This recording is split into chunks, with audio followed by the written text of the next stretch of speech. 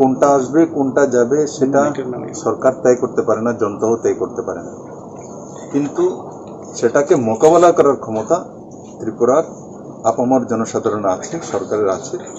আমরা প্রথম যে ওয়েভ ছিল করোনা সেটাকেও পরাজিত করেছি, আর এবার সেকেন্ড ওয়েভ ওকে পরাজিত করব নিশ্চিত। আর যাই আসুক, ব্ল্যাক ফাঙ্গাস হোক আর অন্য কিছু যাই হোক, সবগুলোকে মোকাবেলা করার মতো ত্রিপুরার সরকারের কাছে, ত্রিপুরার জনতার কাছে বিশ্বাস আর সেই ব্যবস্থা রয়েছে। আমি আপনাদের মাধ্যমে শুধু জনতার কাছে সেটাই নিবেদন করব যে আপনারা যে বিধিনিষেধগুলো, বিধি নিয়মগুলো আছে সেগুলো মেনে চলুন, সুস্থ থাকুন, ভালো থাকুন, আর সরকারকে যে ব্যবস্থা রয়েছে তাতে সহযোগ করুন। আর নিশ্চিত প্রথমবার আমরা যেটা দেখেছি, আমাদের কাছে একটা উপলব্ধি রয়েছে, আমরা সেই উপলব্ধিকে কাজে লাগিয়ে আমরা করোনাকে পরাজিত করি।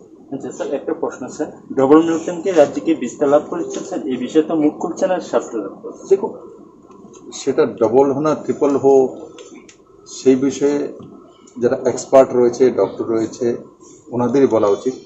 আমি না ডক্টর না এক্সপার্ট। আমাকে রাজ্যবাসী মুখ্যমন্ত্রী পদে কাজ করার জন্য দায়িত্ব দিয়েছে অ্যাডমিনিস্ট্রেশন, সেটা আমি করছি। আর এই বিষয়ে যারা সায়েন্টিস্ট আছে, যারা ডক্টর আছে, স্পেশালিস্ট আছে, তাদেরকেই জিজ্ঞাসা করা ভালো।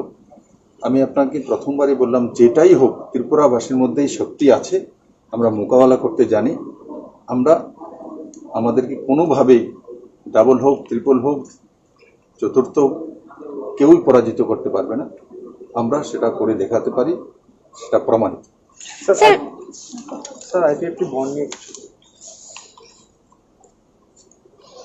ওই বিষয়ে তো আমি কি বলবো, এমনিতে দেখুন করোনার সময় এমনিতে সবকিছু বন্ধ আছে।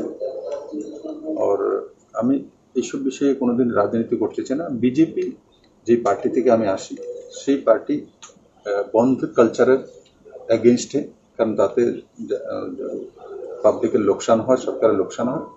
বাকি যখন আমি সরকারে আছি এজ এ মুখ্যমন্ত্রী, আরপিএফটি আমার সহযোগী দল, আমরা পরামর্শ করে কাজ করি।